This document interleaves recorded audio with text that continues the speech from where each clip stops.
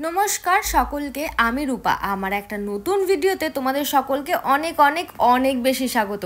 তো চলো ভিডিওটা স্টার্ট করা যাক। আজ আমি তোমাদের সাথে শেয়ার করব ওয়েডিং গেস্ট মেকআপ লুক। তোমরা পার্টি মেকআপও বলতে পারো। সামনেই তো আসছে বৈশাখ মাস, আর সঙ্গে করে নিয়ে আসছে কিন্তু প্রচুর প্রচুর বিয়েবাড়ি। তাই জন্য আমি ভাবলাম তোমাদের সাথে এইরকম একটা খুবই অল্প সময় আর কম বাজেটের প্রোডাক্ট দিয়ে তোমরা কিভাবে একটা সুন্দর মেকআপ লুক ক্রিয়েট করবে, চলো আজ আমি তোমাদেরকে সেটাই দেখাবো। তো আমি আমার ফেসটাকে ভালো করে ক্লিন করে নেওয়ার পরে কিন্তু একটা টোনার ইউজ করে নিয়েছিলাম, আর তারপর একটা লাইট জেল ময়শ্চারাইজার ইউজ করেছিলাম। দেখো, যতই গরম পড়ুক না কেন, কিন্তু আমাদের কিন্তু ময়শ্চারাইজারটা ইউজ করতেই হবে। আর ময়শ্চারাইজারটা ভালো করে অ্যাবজর্ভ হয়ে যাওয়ার পরে আমি একটা সিলিকন বেস প্রাইমার ইউজ করেছিলাম, যেটা কিন্তু পুরোপুরি অয়েল ফ্রি। তারপর এখানে আমি ফাউন্ডেশন ইউজ করেছি, আর ফাউন্ডেশনের জন্য আজ আমি ব্যবহার করেছি মার্সের একটা হাই কাভারেজ ফাউন্ডেশন, আর আমার শেড নাম্বার হচ্ছে 07। এই ফাউন্ডেশনটা হালকা একটু অক্সিডাইজ হয়, তো তোমরা সেই হিসাবেই যদি বাই করতে চাও বাই করোখানি। এরপর কনসিলারের জন্য আমি ব্যবহার করেছি এখানে একটা ইনসাইড কসমেটিক্সের প্রো কনসিলার প্যালেট। আমার শেড নাম্বারের জন্য আমি দুটো শেডকে মিক্স করে তারপর অ্যাপ্লাই করেছি। আর পুরো বেসটাকে সেট করার জন্য আমি কিন্তু এখানে একটা মার্সেরই লুজ পাউডার ইউজ করছি। প্রথমে আন্ডার আইতে ভালো করে সেট করে নিয়েছি, তারপর স্মাইল লাইনে, আর তারপরে আস্তে আস্তে ফুল ফেসে সেট করে নিয়েছি পাউডার দিয়ে। আর এরপর আমি আমার ফেসটাকে একটু শার্প দেখানোর জন্য এখানে একটা কন্ট্যুর ইউজ করেছি।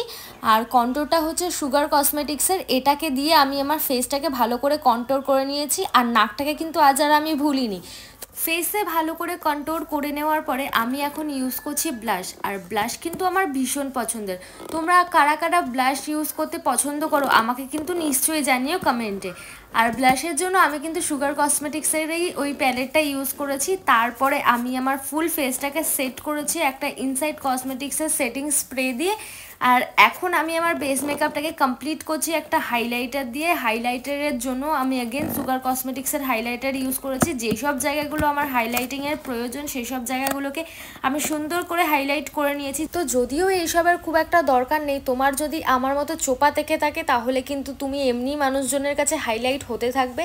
তো যাই হোক, বাদ দাও ওইসব কথা। তো ফেস মেকআপটা কমপ্লিট হয়ে যাওয়ার পরে আমি কিন্তু এখন আমার আই মেকআপে চলে এসেছি। আর আই মেকআপে ফার্স্টেই যেটা করতে হয় আইব্রো, সেটা আজকে আমি করতে ভুলে গেছিলাম।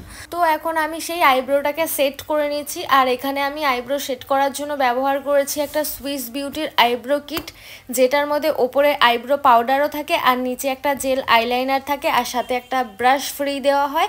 তো যাই হোক, ওটা দিয়ে আমি করে নিয়েছি। আর এখন আমি একটা লাইট হচ্ছে গিয়ে তোমার অরেঞ্জ বা একটু ব্রাউন টাইপের শেড নিয়ে আমার আইলিডে অ্যাপ্লাই করে সেটাকে ভালো করে ব্লেন্ড করে নিচ্ছি।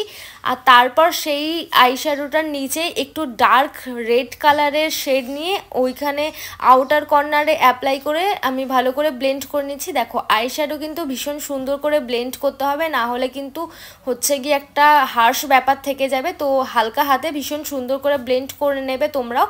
তো সেটা করে নেওয়ার পরে আমি এখন আমার আইলিডে অ্যাপ্লাই করছি সেম ফ্যামিলির একটা সিমার শেড। সেটাকে দিয়ে আমার আইলিডটাকে একটু পপ আপ করে নেওয়ার পরে আমি লোয়ার ল্যাশ লাইনে প্রথমে যে রেড কালারের একটু শেড নিয়ে অ্যাপ্লাই করেছিলাম সেটাকে ব্লেন্ড করে নিয়েছি। আর ঠিক তারপরে একদম ফার্স্টে যে একটু হালকা অরেঞ্জ টাইপের শেড নিয়ে ব্লেন্ড করেছিলাম সেটাকেও লোয়ার ল্যাশ লাইনে আগের কালারটার সাথে অ্যাপ্লাই করে দুটো কালারকে সুন্দর করে ব্লেন্ড করে নিয়েছি।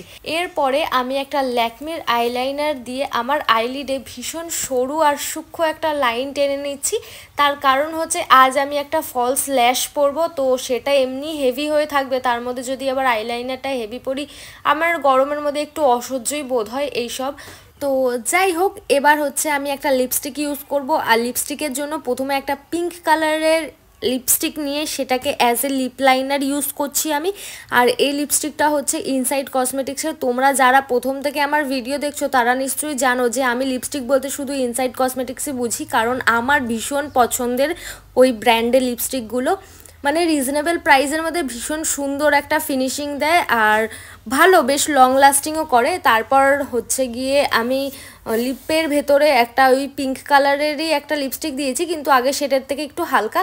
তারপর সেটাকে ভালো করে আঙুল দিয়ে ব্লেন্ড করে নেওয়ার পর দেখো, এটা হচ্ছে আমার ফাইনাল লুক।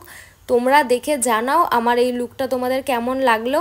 আর যদি ভালো লেগে থাকে তাহলে কিন্তু অতি অবশ্যই চ্যানেলটা সাবস্ক্রাইব করে নিও, আর ভিডিওটা লাইক করে দিও, কমেন্ট করতে কিন্তু ভুলো না, আর আরও ভালো লাগলে বন্ধুদের সাথে শেয়ার করে দিও। তো চলো আজকের জন্য এত অবধি, টাটা।